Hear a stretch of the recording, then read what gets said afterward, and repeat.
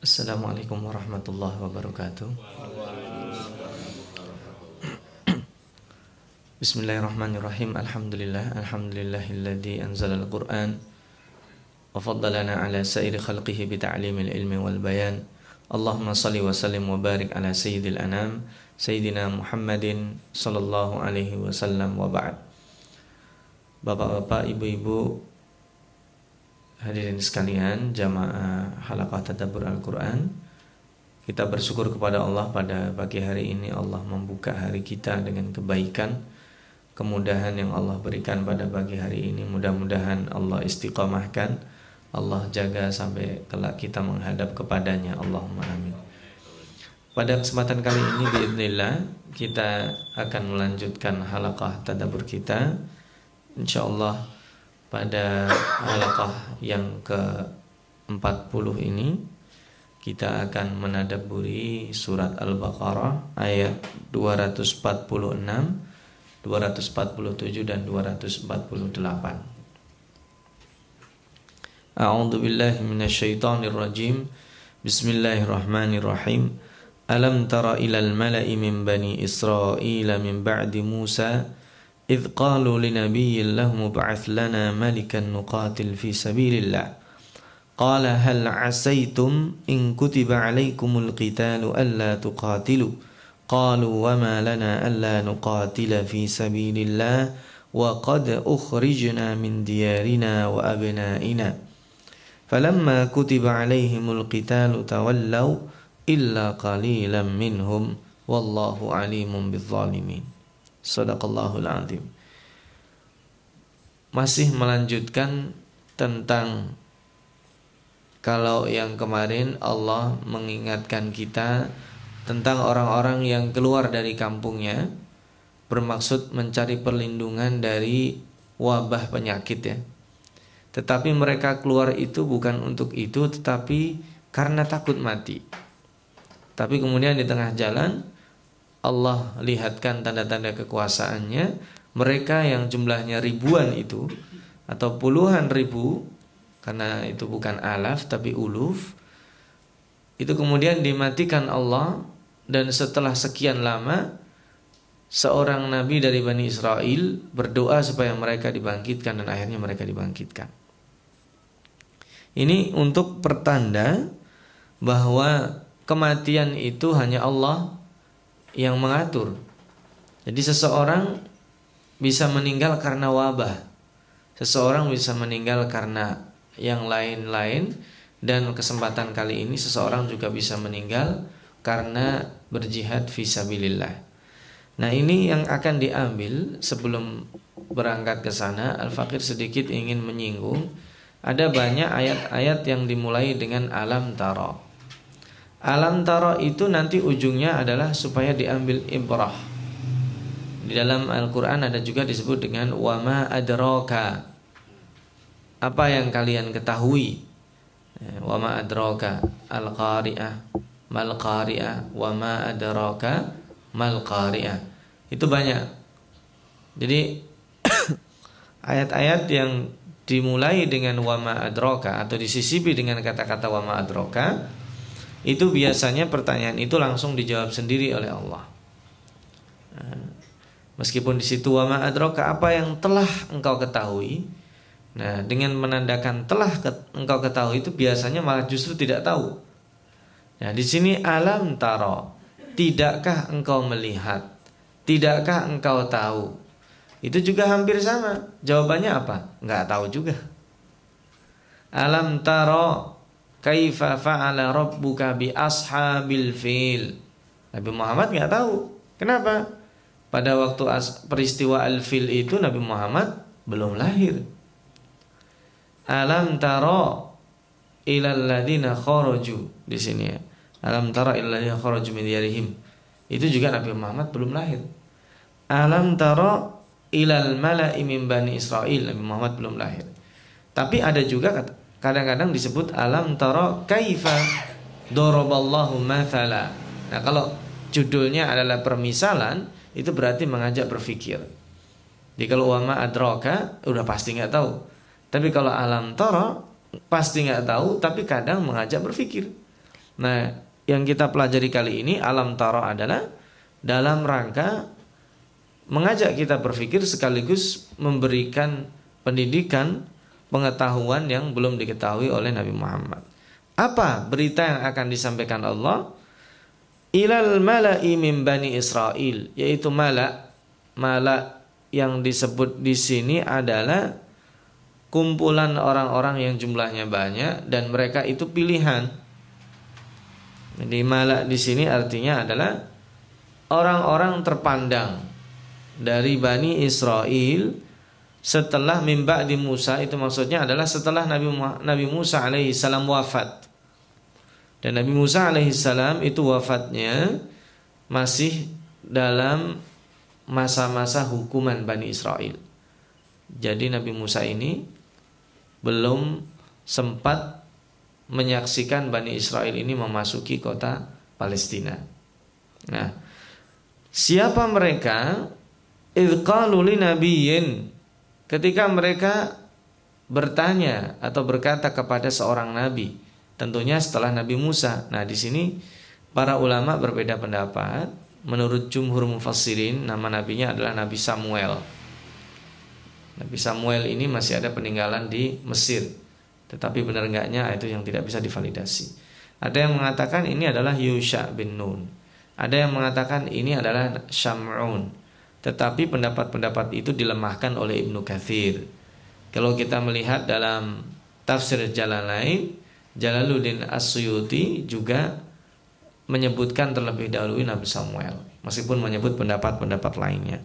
Tetapi ini tidak hal yang penting. Nabi Muhammad SAW tidak diberitahu nama nabinya.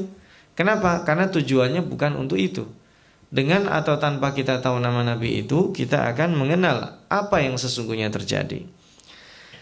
Mereka berkata dan bertanya, meminta request ya.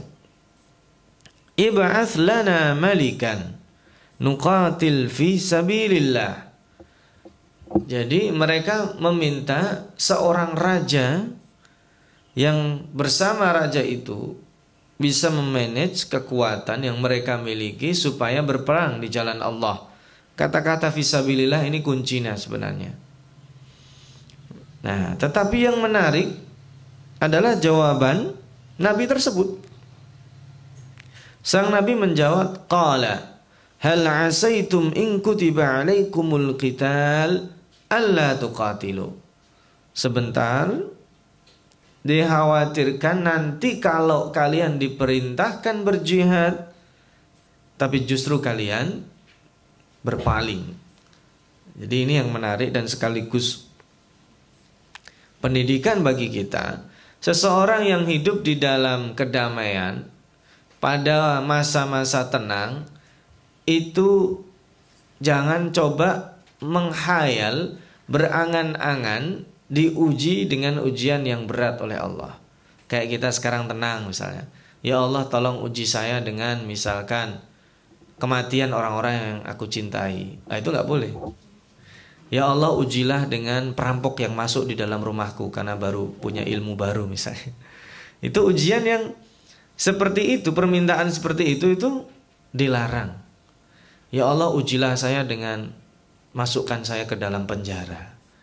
Nah, tapi ketika itu terjadi, kesabaran itu keniscayaan. Tapi meminta musibah itu untuk supaya kita diuji itu tidak dianjurkan. Makanya di sini jawabannya sangat bijak sekali. Qala hal asaitum, ketika nanti kalian, nah hal asaitum itu kata-kata yang disebut dengan kan ada kalau laita itu litamanni, asa itu litaraji. Asa itu harapan yang bisa jadi terjadi dan itu nanti memang terjadi. Tetapi di sini bunyinya bukan harapan. Ini karena predictable ya. Kenapa kok predictable? Lah, ketika mereka keluar dari Mesir, dijanjikan oleh Allah Subhanahu wa taala bahwa mereka itu kalau mau masuk aja mereka itu menang. Nah, ketika dalam masa-masa itu mereka saja enggan, apalagi sekarang tidak ada judul berperang. Tahu-tahu kok mereka minta ini, mencurigakan. Ada apa? Ini nanti diceritakan sambung menyambung sebenarnya. Tapi jawaban mereka tidak demikian. Dengan sepenuh yakin mereka menjawab, qalu wa ma lana alla nuqatila fi sabilillah. Bagaimana mungkin kami tidak mau berjihad, berperang di jalan Allah, wa qad ukhrijna min diyarina wa abnaina. Kami ini orang udah lunas istilahnya. Kami kan menjadi orang terusir dari kampung halaman kami, wa abnaina, dan kami juga terusir dari anak-anak kami. Kenapa? Ingat bahwa di zaman Fir'aun itu yang disembelih adalah anak-anak laki-laki mereka. Jadi orang ini ibarat kata itu orang udah lunas lah hidupnya, nggak punya beban. Jadi apa yang diharapkan dari kami? Bahwa kami ini sudah terusir, udah nggak punya rumah. Istilahnya kalaupun mati ya kami ya silahkan aja mati. Tapi ini kelihatannya ringan. Padahal ini adalah orang-orang yang frustasi. Gambaran seperti ini. Kalaupun mereka berjihad, maka ini mabda'nya, maka prinsipnya salah. Kita lihat kekerasan-kekerasan yang terjadi. Meskipun dia adalah beragama Islam, tapi kalau backgroundnya adalah misalnya naudzubillah min dzalik, tanpa menyebut untuk melukai saudara-saudara kita yang ada di Irak misalnya, ketika mereka membalas kekejaman tentara-tentara Amerika itu, bisa jadi mungkin karena bapaknya dibunuh, bisa jadi ibu atau saudara perempuannya diperlakukan tidak manusiawi. Itu kan ibarat kata saya sudah nggak ada yang saya pikirkan dalam hidup saya. Tapi itu motivasi yang salah, gitu. Jadi motivasinya salah. Betul bahwa mereka seolah-olah menganggap nyawa itu tidak ada harganya. Beda dengan orang-orang yang berjihad. Saya masih punya istri yang saya cintai. Saya masih punya anak yang memerlukan saya. Saya masih punya pendidikan, masih punya bisnis, masih apa. Tapi begitu labbaik ya Rob, ada panggilan berjihad, labbaik ya Rob. Itu berbeda dengan orang yang ya, maka alasannya ini tidak rasional. Dan ini akan dilihat bahwa lah ini nih potret orang-orang yang frustasi. Berjihad itu adalah gambaran orang-orang yang frustasi. Atau tempo hari kalau kita dengar adanya istilah bom istishhad ya, orang meledakkan dirinya. Itu kan yang terlihat pertama kali ini orang-orang frustasi. Padahal kalau tidak semua ya tentunya, sebagian besar dari mereka itu bukan orang frustasi. Mereka punya bapak, punya ibu, punya anak, punya latar pendidikan yang luar biasa. Berarti motivasinya berbeda dengan ini. Kalau ini dikatakan waqad ukhrijna min diyarina wa abnaina, kami udah nggak punya apa-apa. Kalau seandainya kami mati pun insya Allah nggak berat. Tetapi sebenarnya nanti yang terjadi, lihat ini ya, Allah langsung jawab di sini. Ini Allah ingin membuka tabir rahasia itu. Falamma, fa di sini litta'qib, nggak jauh dari mereka ngomong, langsung diwajibkan oleh Allah. Falamma kutiba alaihimul qital, dan ketika Allah wajibkan berperang. Wajib itu bukan berarti dalam artian bunuh orang-orang lain. Bisa jadi mereka kemudian diserang sehingga peperangan itu kemudian terjadi. Apa yang terjadi? Tawallau. Nah, ini menandakan tawallau itu mereka mencari aman. Ayo kalian dulu di sana. Dia pura-pura ngatur. Sebelah sana itu bentengnya perlu dijaga. Nah, dia cari pengamanan. Dia cari ngumpulin barang-barang, melarikan diri. Tawallau illa qalilan minhum wallahu alimum bizzalimin. Sesungguhnya Allah itu mengetahui siapa di antara mereka orang-orang yang zalim.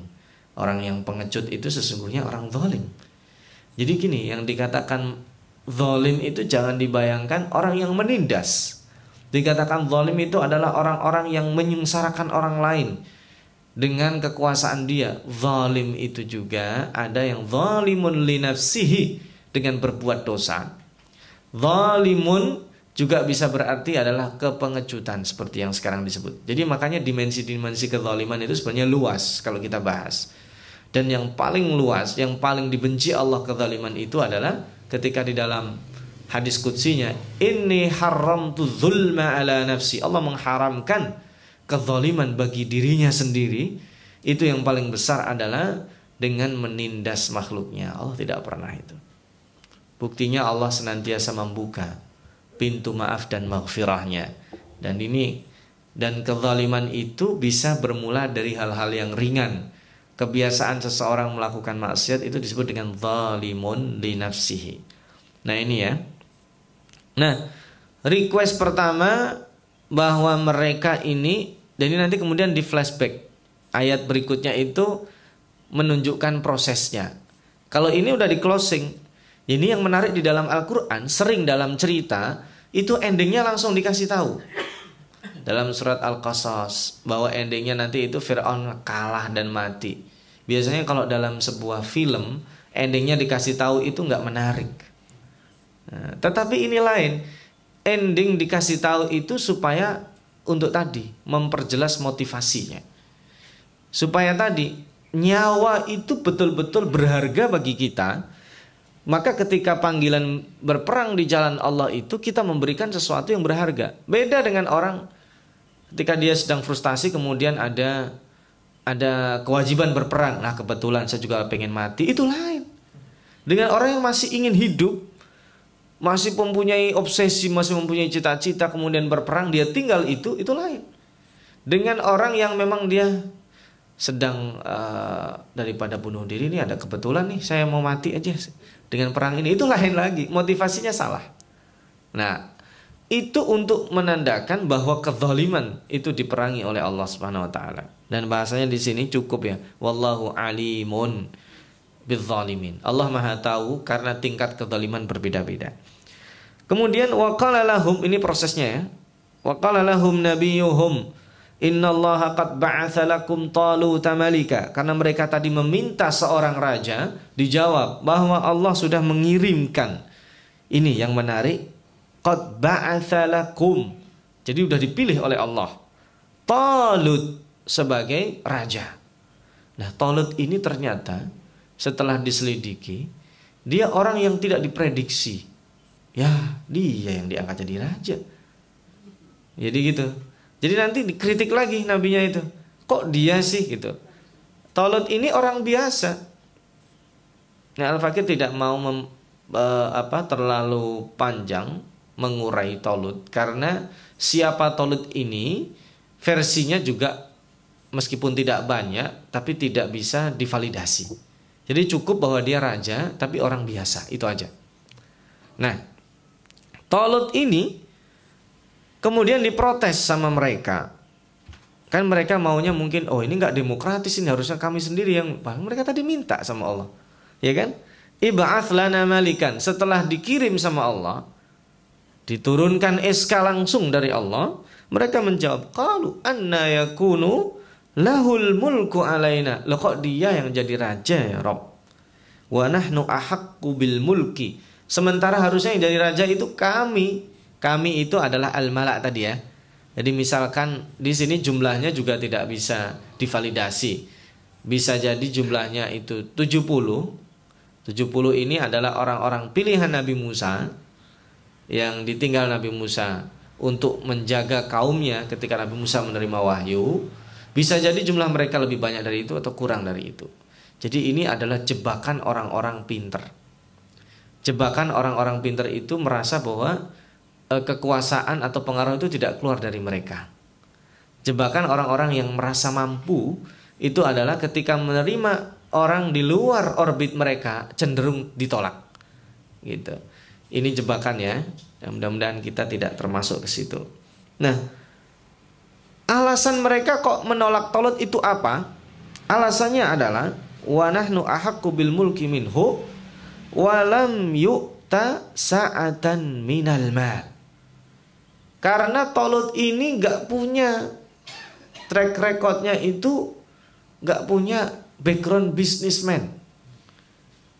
Ya, raja kok gak punya uang. Kalau kami butuh uang gimana? Raja kok miskin. Nah ini karena kita ini sebenarnya menadaburi ini kalau di konteksnya dengan konteks menjelang pilpres itu tepat ya. Tapi ini nanti jangan sampai dijadikan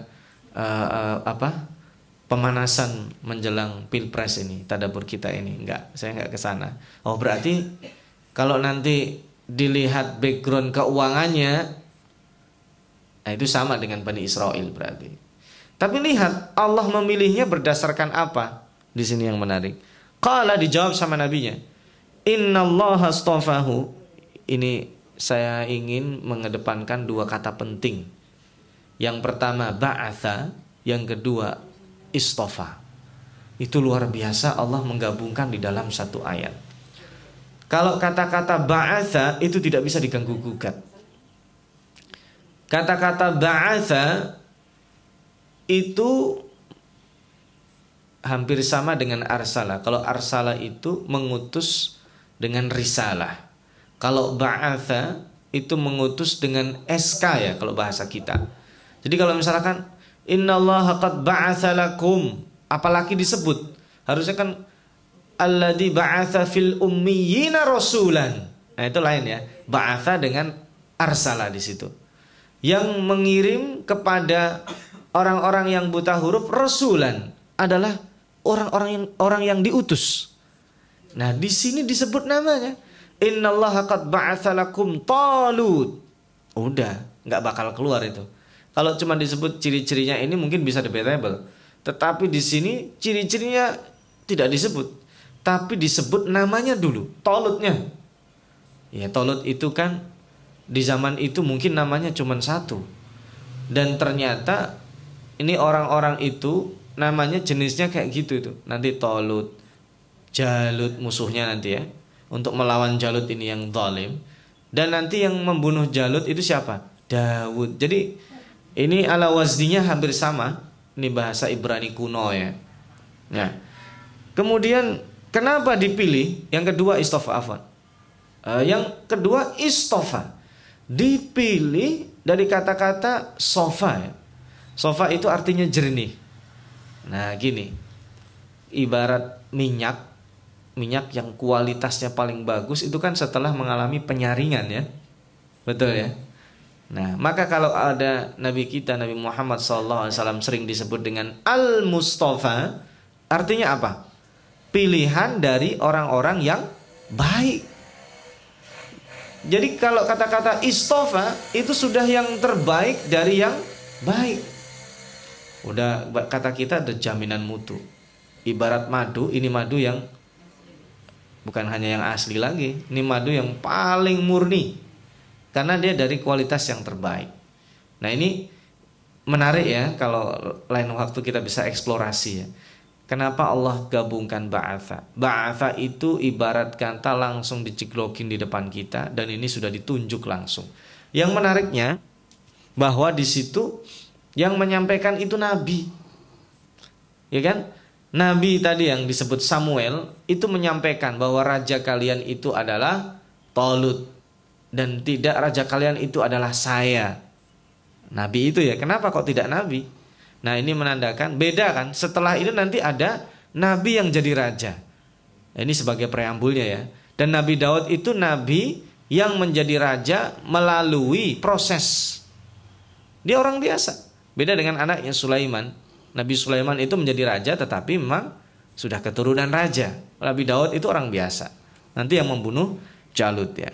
Nah beliau termasuk salah seorang tentara yang lolos kualifikasi, karena nanti di ayat berikutnya kita akan menadaburi bahwa dari Talut itu nanti orang yang lolos itu sedikit. Jadi ini disebut istofa rahasianya itu. Karena nanti pasukannya juga istofa, dipilih dari orang-orang yang baik. Kenapa? Orang-orang yang tadi minta berjihad itu kebanyakan apa? Berpaling. Jadi kalau istilahnya ada di situ 2000 orang, kira-kira kalau kebanyakan itu sisanya berapa? Coba kasih saya angka. Kalau dari 2000 orang yang minta request kayak tadi melalui perwakilan 70 orang, kira-kira yang kemudian siap berjihad berapa? Kalau illa qalilan ya. Dari 2000 kasih 200 lumayan lah ya, 10% ya. Oke. Dari 200 itu ikut berperang nanti mendapat cobaan lagi. Insya Allah kita tadabbur di ayat berikut, di pertemuan berikutnya. Karena nanti tidak boleh minum ya. Itu yang lolos sedikit. Sudah dari itu yang lolos sedikit itu lebih sedikit lagi yang face to face nanti dengan Jalut, dan yang membunuh Jalut itu nanti Nabi Daud alaihissalam. Nanti kita kalau sudah sampai kita tadabburi. Nah, jadi supaya kita jelas ya, ba'atha dikirim kemudian istofa. itu menandakan pilihan dari sekian proses tahapan. Wa zadahu bastatan fil ilmi wal jism. Ini yang menarik. Bukan harta, tetapi apa yang Allah jadikan prioritasnya? Pertama itu orangnya alim. Tapi alim ini bukan orang yang sakit-sakitan. Makanya bastotan fil ilmi wal jism. Bastoh itu di atas rata-rata ya, kuat. Jadi ilmunya bukan rata-rata biasa. Dia memang luar biasa ilmunya, cerdas. Nah, makanya syarat pemimpin itu kecerdasannya sebisa mungkin di atas rata-rata. Nah, yang kedua, fisiknya juga kuat. Pemimpin cerdas tapi sering sakit-sakitan, ya susah. Nanti dia meriayah yang dia pimpin gimana anak buahnya. Apalagi ini misinya berat. Nanti kan dalam cerita, bukan hanya dalam Al-Quran ya, di dalam kitab-kitab selain Al-Quran juga disebut. Sampai sekarang kita bisa melihat juga cerita David and Goliath itu kan terkenal ya.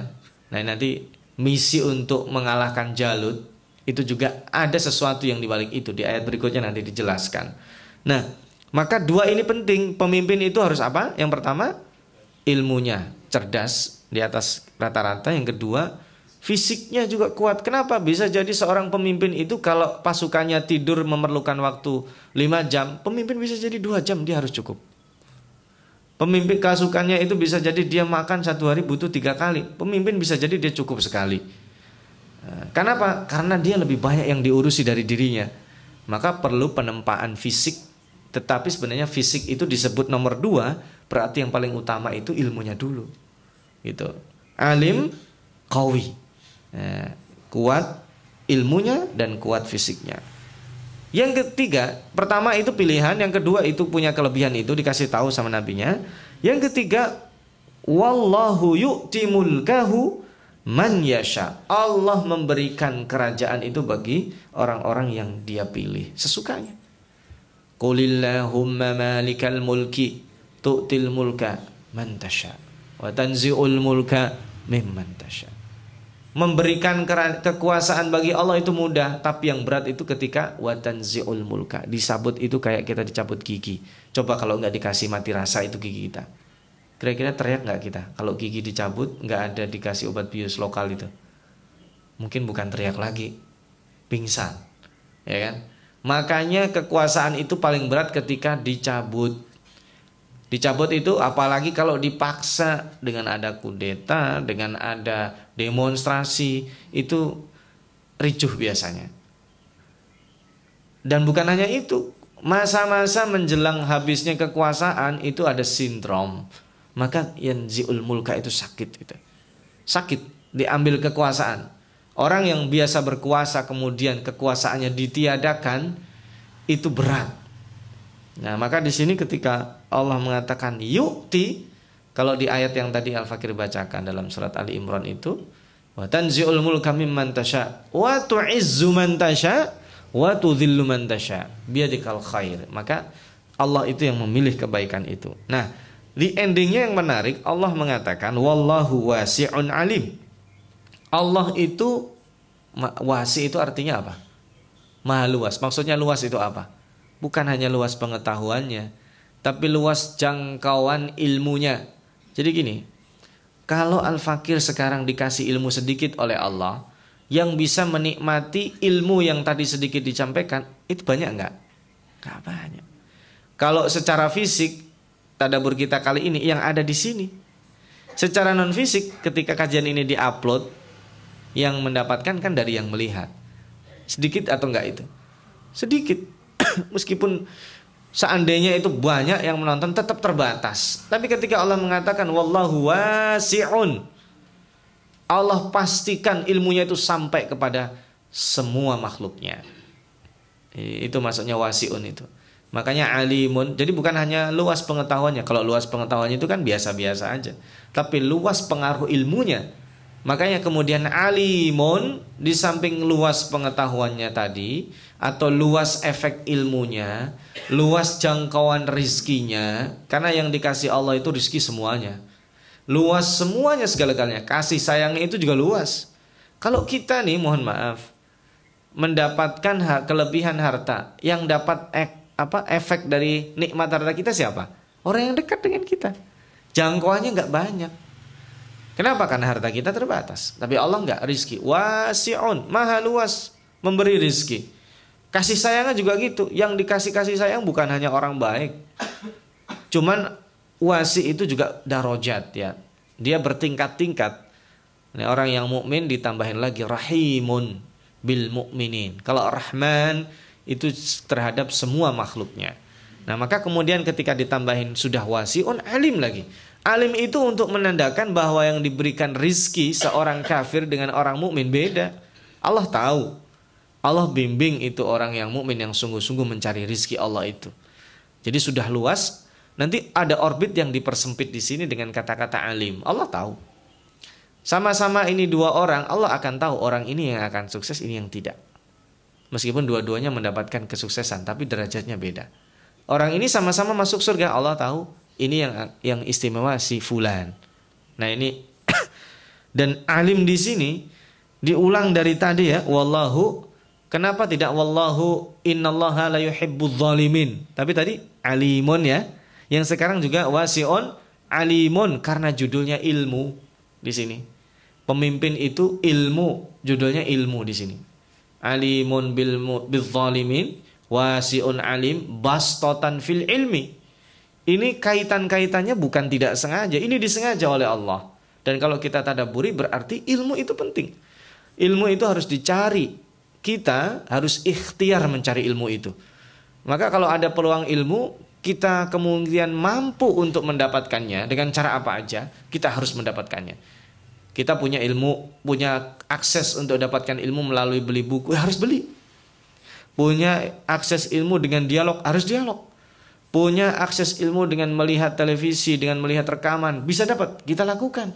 Punya ilmu dengan mendekati orang-orang alim, kita ada akses, kita harus lakukan. Kenapa? Karena itu termasuk dengan tadi bastatan fil ilmi, untuk mengupgrade, untuk meningkatkan kualifikasi ilmu kita. Kenapa? Karena kita ini semua kita pemimpin. Nanti kalau semua orang berpacu demikian, maka nanti yang akan muncul adalah istofa tadi itu. Istofa itu dari apa?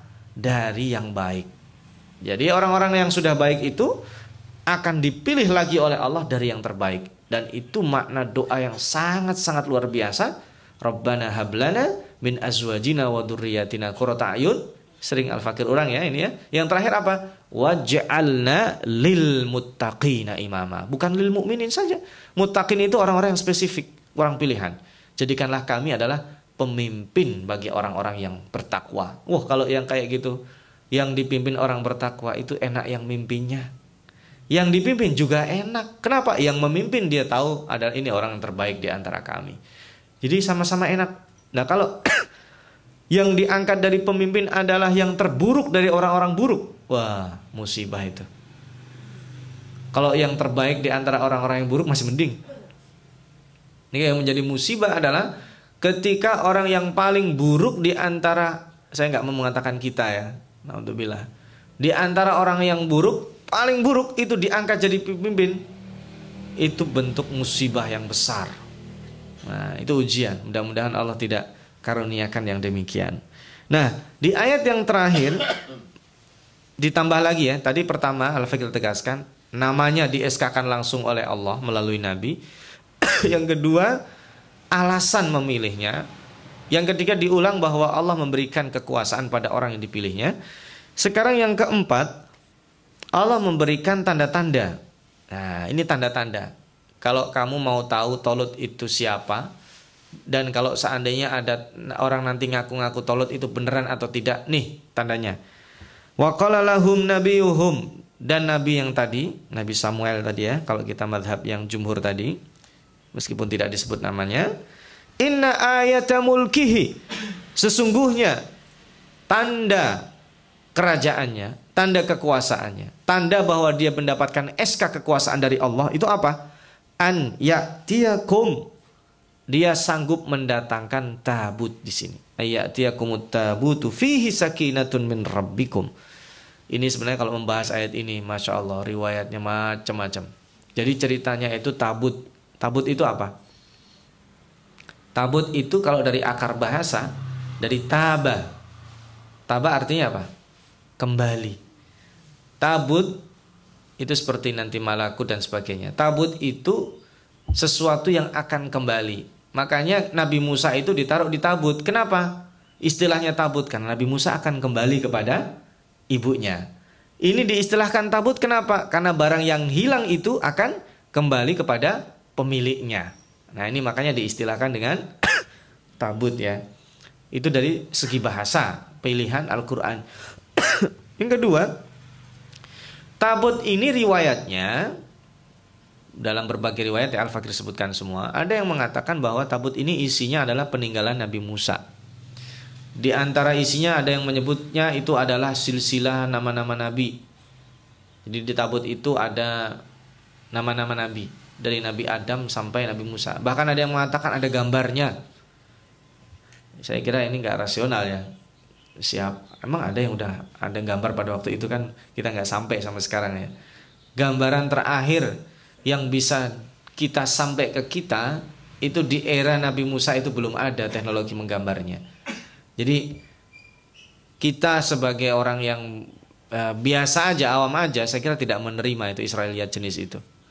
Nah, ada yang mengatakan bahwa tabut ini tempat menyimpan Taurat yang asli. Nah, ada yang mengatakan ini adalah peninggalan Nabi Musa. Baju Nabi Musa yang dibawa menghadap Allah dan sebagainya. Intinya ini peninggalan Nabi Musa lah. Intinya itu aja. Nah, tetapi Ibnu Katsir meskipun beliau terjebak juga di antara para mufassirin, rata-rata terjebak dengan cerita ini. Tetapi kita setelah Al-Fakir teliti, karena tidak bisa divalidasi juga, tidak bisa disalahkan, tidak bisa dibenerin, berarti kita lebih baik bahwa itu tabut peninggalan Nabi Musa, udah titik. Isinya apa? Wallahu alam. Itu lebih tenang ya. Tetapi yang menarik adalah tambah-tambah fihi sakinatun min rabbikum. Itu menjadi pusaka. Pusaka yang menyebabkan kalau benda itu ada, tenang. Kayak di zaman Belanda itu, perjuangan Belanda yang dikatakan pusaka itu bendera. Dia simbol ya. Kalau udah bisa memasang bendera merah putih, itu kekuatannya kembali. Sang saka merah putih itu dalam istilah kebangsaan kita. Tapi itu tidak berlaku sekarang. Buktinya apa? Orang sekarang lihat benderanya nggak kurang. Beda kalau dengan Turki. Lihat aja bendera dikibarkan di mana-mana, mencintai simbol negaranya. Kita mengaku nasionalisme kita tinggi, tapi buktinya nggak ada. Jadi kalau dikatakan bangsa Indonesia itu benda pusakanya apa? Kita nggak bisa jawab. Dengan itu merinding mereka. Ya, soalnya, benda pusakanya berarti kalau pas ada timnas sedang bermain. Nah itu bukan benda pusaka. Lain itu. Ruhnya. Beda dengan masa-masa perlawanan dulu. Benda pusakanya itu sang saka merah putih. Ini Al-Fakir tidak ingin menyamakan ya. Untuk takribudhin aja. Untuk menyamakan bahwa tabut ini itu diceritakan direbut oleh musuh-musuh Bani Israel. Tentara itu ya, Jalut ya. Dan yang bisa mengembalikan itu adalah Taulut. Itu. Nanti kalian akan percaya. Taulut yang bisa mengembalikan itu. Nah, tabut ini menghadirkan ketenangan, itu maksudnya gitu. Simbol kekuasaan. Itu makanya ada, selalu ada. Kalau di istilah kita pernah mendengar pedang naga puspa misalnya. Padahal pedang itu biasa aja. Nah, itu modelnya gitu, fihi sakinatun. Ada ketenangan itu, benda pusaka. Padahal kalau dihitung-hitung benda itu sama aja, beli golok aja sama, itu pedang naga puspa sama golok mah sama. Tapi ada ketenangan di situ. Kita bahkan punya. Tapi ini bukan jimat ya. Sekali lagi bukan jimat. Ini benda yang betul-betul berharga bagi kita. Itu disebut dengan benda berharga. Ada seseorang, benda berharganya adalah sajadah yang dia gunakan sholat di Masjidil Haram. Itu mendatangkan ketenangan. Kok itu dicuri? Dia bisa jadi silahkan ambil yang lain tapi jangan ini. Karena nggak masuk akal, betul ya? Nah itu disebut dengan seperti ini. Fihi sakinatun min rabbikum. Bagi orang lain ada yang mengatakan, ini benda ini sudah pernah saya ajak naik di Mount Everest misalnya. Jangan curi yang lainnya. Kalau mau dirampok, jangan yang ini yang dirampok. Nah, ini kira-kira benda itu seberharga itu bagi Bani Israel karena di dalamnya ada peninggalan Nabi Musa. Nah itu. Nah, silakan nanti dikembangkan ya. Bahwa seorang mempunyai sakinah itu bukan di tabutnya, tetapi di nilainya itu ya. Nilai itu bukan di bendanya, tapi di munasabahnya itu. Tadi itu. Maka tiap orang punya benda yang seperti itu. Nah, ketika benda itu hilang kemudian ada orang bisa mendatangkan itu. Nah, kira-kira apa? Oh, saya baru percaya dia ini layak jadi raja saya gitu. Nah, dijelaskan lagi, mimma taraka alu Musa wa alu Harun tahmiluhul malaikah. Jadi ternyata tabut ini diselamatkan oleh Allah meskipun direbut ya. Sempat direbut sama musuh mereka ketika berperang. Berarti ini setelah sekian waktu ya. Tetapi diselamatkan oleh malaikat. Dan oleh malaikat nanti diberikan kepada Talut. Jadi Talut itu mendapatkannya bukan melalui peperangan, tetapi diberikan oleh Allah melalui malaikatnya. Inna fi dzalika laayatan lakum, merupakan tanda, satu tanda saja bagi kalian in kuntum mukminin. Tanda-tandanya banyak nanti jika kalian beriman. Jadi ini sebenarnya, tapi mohon maaf ya, ini ada yang menyalah nafsirkan bahwa tabut itu tanda kekuasaan Bani Israel di Palestina. Jadi kalau Bani Israel itu mendapatkan ini, itu menandakan bahwa mereka itu berhak terhadap tanah wilayah Masjidil Aqsa. Ini hati-hati. Al-Fakir tidak mau maaf. Al-Fakir tidak mau mengulas lebih lanjut karena itu nanti sangat debatable. Ada yang mengatakan bahwa tabut ini sekarang letaknya ada di bawah Masjidil Aqsa. Harus dicari.